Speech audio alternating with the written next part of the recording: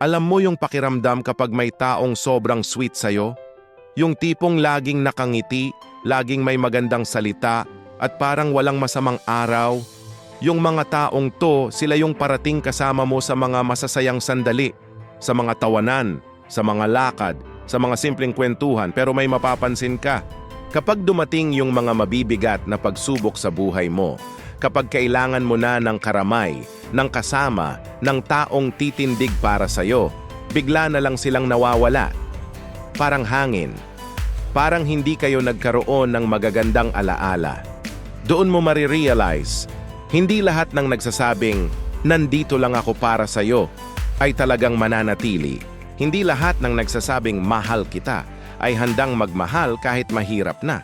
Minsan, mahal ka lang nila kapag madali kang mahalin. Alam mo kung bakit? Kasi may mga tao na comfortable lang sa convenience, sa mga masasayang moments. Pero kapag kailangan ng mag-sacrifice, kapag kailangan ng magtiis, kapag kailangan ng magpakita ng tunay na malasakit, doon sila umaatras. Masakit, di ba? Kasi akala mo unconditional yung pagmamahal. Akala mo walang hangganan. Pero sa huli, may limit pala. Hanggang saya lang. Hanggang good times lang. Pero alam mo kung ano ang maganda dito? May aral kang natututunan. Dito mo makikilala kung sino talaga yung mga taong tunay na nagmamahal sa'yo. Yung mga taong hindi ka iiwan kahit gaano kahirap ang sitwasyon.